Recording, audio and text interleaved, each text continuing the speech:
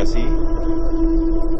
Runtuhan pertama dipercayai berlaku pada 2.24 pagi dengan makluman awal diterima pihak bomba menyatakan 100 mangsa dikhawatiri terperangkap dalam runtuhan di Fathers Organic Farm. Berselang 20 ke 30 minit kemudian, runtuhan kedua pula berlaku dengan anggaran ketinggian cerun 70 meter.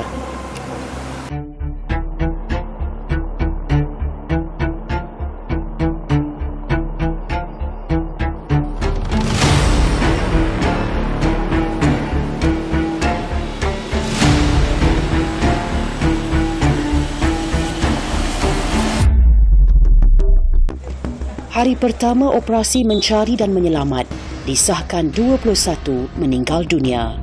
Mayat ibu dan anak perempuannya antara mangsa terakhir yang ditemukan pada SAR hari pertama. Kedua-dua mayat ditemukan dalam keadaan berpelukan. Mangsa terakhir pukul 4.40 kita keluarkan. So dipercayai seorang ibu bersama anak dalam lingkungan 3 hingga 4 tahun dalam keadaan berpelukan di kawasan tertimbus dengan tanah. Itu yang terakhir kita, dan terkini pada pukul setengah jam yang lalu kita dapat maklumat kita menjumpai seorang lagi tapi masih dalam proses untuk bawa keluar.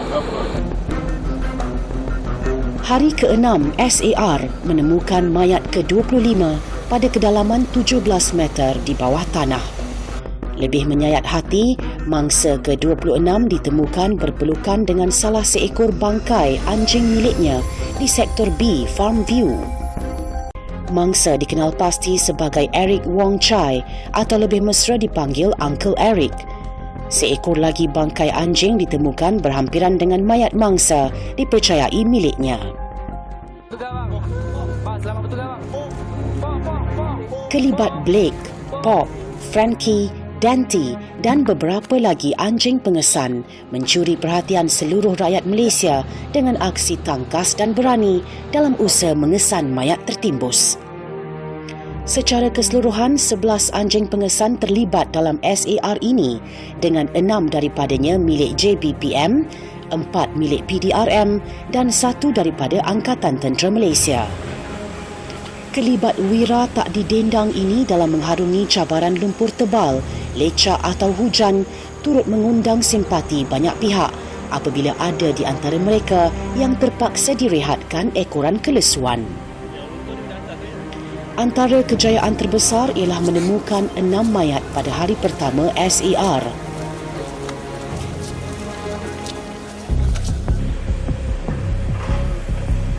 Operasi pencarian juga dibantu dengan menggunakan teknologi terbaru iaitu Ground Penetrating Radar GPR. Meskipun ketepatannya sangat subjektif kerana dipengaruhi pelbagai faktor seperti keadaan permukaan yang tidak rata dan tidak stabil menyebabkan cerapan data sedikit bermasalah. Menurut maklumat NADMA, melalui data disediakan GeoVenture Solutions Sdn Bhd dan Jabatan Ukur dan Pemetaan Malaysia JUPAM, julat frekuensi yang boleh digunakan GPR adalah dari 100 MHz hingga 1000 MHz. Namun kesesuaian sesuatu kawasan akan menentukan penggunaan frekuensi yang sesuai. Frekuensi GPR yang digunakan bagi misi ini adalah 500 MHz yang boleh menembusi sehingga 5 meter ke bawah tanah. Selain itu, operasi SAR turut menggunakan khidmat pasukan sweeper untuk mencari mangsa yang belum ditemukan. Pasukan khas ini bertugas untuk mencari mangsa di luar kawasan ground zero kejadian ini. Operasi mencari dan menyelamat memakan masa 9 hari dengan mangsa terakhir ditemukan pada 4.53 petang 24 Disember. Mangsa terakhir N. Shao Chi, 11 tahun, ditemukan dalam keadaan terlungkup di tebing bukit 4 meter dari tapak perkhemahan Sektor A, Hillview dengan kedudukan mangsa tertimbus pada kedalaman tanah 1.5 meter. Operasi sepanjang 9 hari itu dijalankan anggota penyelamat daripada pelbagai agensi termasuk 5 agensi utama kerajaan iaitu PDRM, ATM, JBPM, Pasukan Mencari dan Menyelamat Khas Malaysia dan Angkatan Pertahanan Awam Malaysia. Kawasan SAR dibahagikan kepada 3 sektor pencarian iaitu Sektor A, Hillview, Sektor B, Farmview dan Sektor C, Riverside itu melibatkan kekuatan melebihi 250 anggota penyelamat daripada pelbagai agensi serta khidmat unit anjing pengesan K9 selain penggunaan jentera berat.